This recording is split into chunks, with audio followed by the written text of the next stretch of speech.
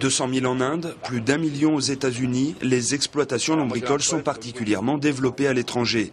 En France, le lombricompostage fait doucement son apparition et pourtant le principe est on ne peut plus simple. Au lieu de stocker la matière organique en fumière, certains agriculteurs décident de faire des andins et de les recouvrir d'une bâche pour accélérer la fermentation.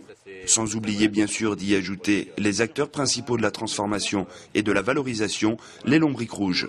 On a acheté 30 mètres carrés de litière de verre, c'est très très peu, alors qu'aujourd'hui vous voyez il y en a 700 mètres carrés ici. Là.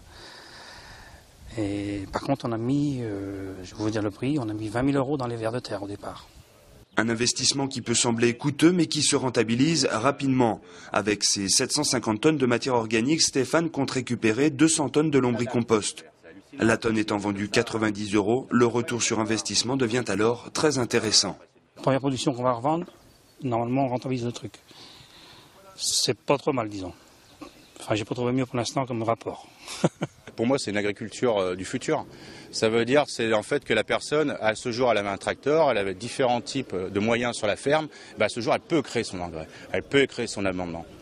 Agréablement surpris du résultat, Stéphane compte développer un peu plus cette activité pour garder une partie de sa production comme amendement naturel pour ses terres. D'ailleurs, sur les cultures, le lombricompost a un réel effet dopant. Pour preuve, les rendements sont généralement 20 à 30% supérieurs à ceux de cultures n'intégrant pas cet amendement naturel.